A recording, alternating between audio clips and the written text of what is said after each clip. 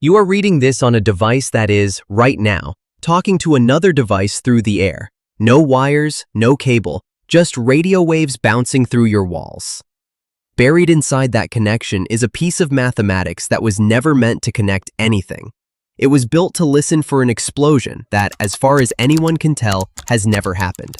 Not once, not anywhere, not yet. This is the story of how a failed search for black holes ended up inside every Wi-Fi router on Earth, and how a government science agency with no factories, no chips, and no consumer products forced Apple, Microsoft, and Intel to pay for it.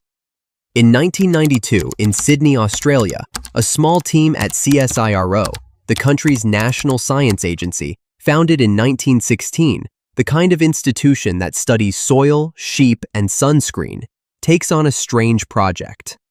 Australia has about 17 million people, fewer than the state of California, no Silicon Valley, no chip industry, just scientists and a handful of radio telescopes. The man leading the team, Dr. John O'Sullivan, is not a computer scientist. He's a radio astronomer. PhD from the University of Sydney in 1974, years afterward in the Netherlands, building some of the most sensitive radio receivers in the world, back in Australia by 1983, designing systems for the Australia telescope. In 1990, he assembles a 5-person team inside CSIRO's radio physics division. Terence Percival, John Dean, Graham Daniels, and Dyfilm Ostry. 5 people. No venture capital. No product roadmap, just a research budget and a question, from Stephen Hawking.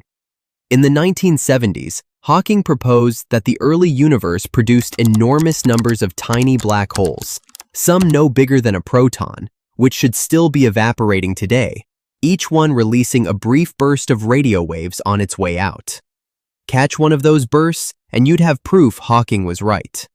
To find a signal that faint, buried in cosmic noise, the team builds custom tools based on the fast Fourier transform, a way of breaking a messy signal into clean frequencies and reconstructing it. They run the search. They watch. They wait. Months pass, then longer. The telescopes keep listening for a signal that, if it exists at all, might last a fraction of a second and never repeat. And they find nothing. No bursts, no evaporating black holes. No proof that Hawking's tiny relics of the Big Bang exist at all. By any normal measure, the project is a failure. The black holes were never there to find. But the team doesn't walk away empty-handed.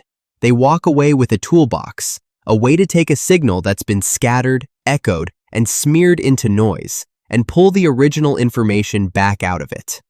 It is a solution looking for a problem, sitting in a drawer at CSIRO with no obvious use. Nobody on the team is thinking about computer networking. Not yet. In the early 1990s, wireless computer networking is, for the most part, a joke. The idea is simple. Skip the Ethernet cable. Send data through the air instead. Early systems exist, but they run under 2 megabits per second and fall apart indoors.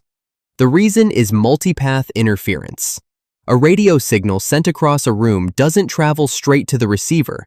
It also bounces off walls, ceilings, filing cabinets, people.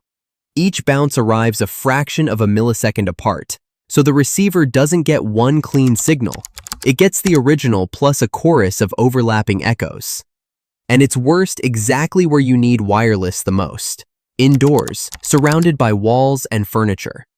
Back in Sydney, O'Sullivan looks at this and recognizes something. The echoes scrambling a Wi-Fi signal in an office are, mathematically, not so different from a faint cosmic signal getting smeared on its way to a telescope. Different source, same kind of mess. Same kind of math required to clean it up.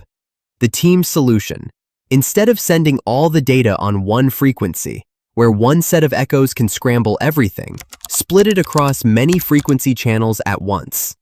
At the receiving end, use a fast Fourier transform to recombine those channels and separate the real signal from its echoes. It's the black hole toolbox, repurposed for the room you're sitting in.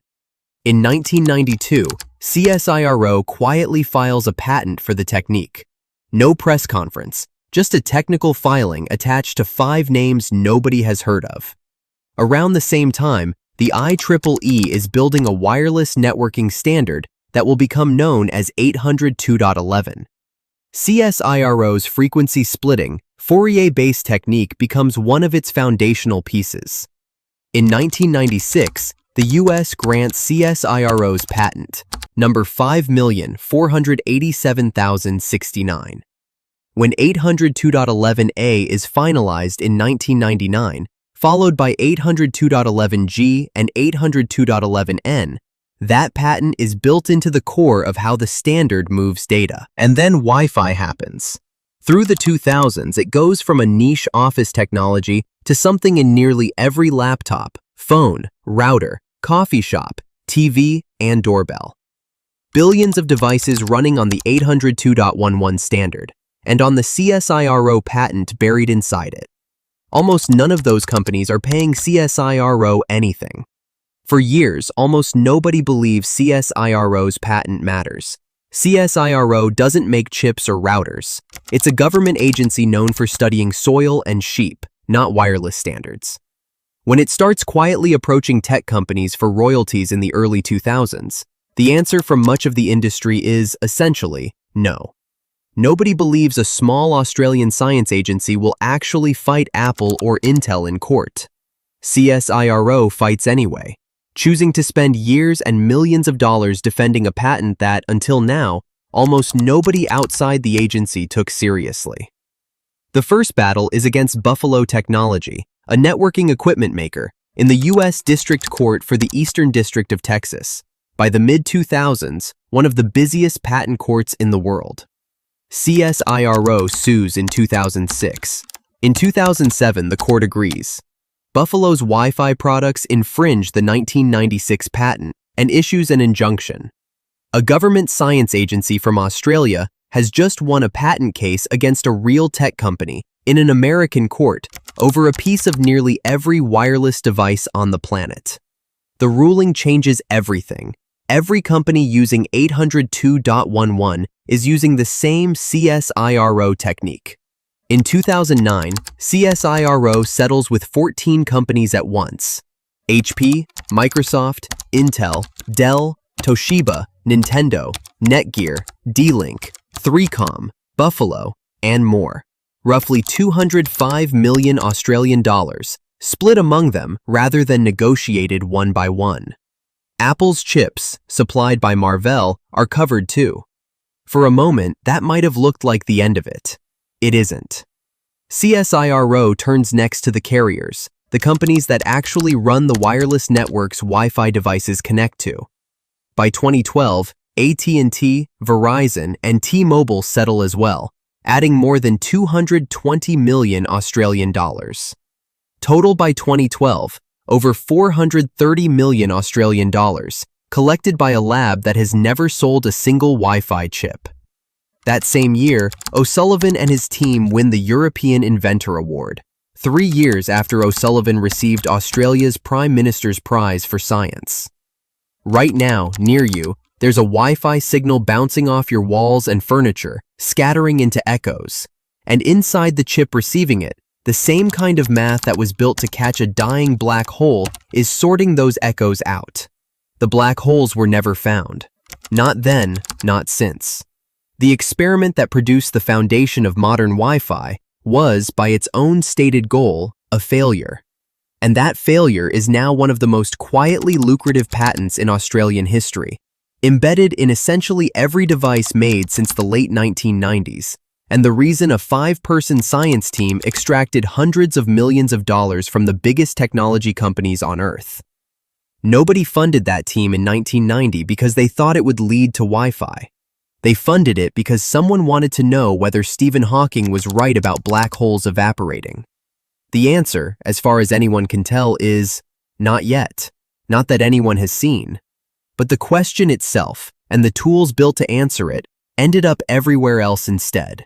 In a drawer, then in a patent, then in a courtroom, then in your pocket. This is the full story.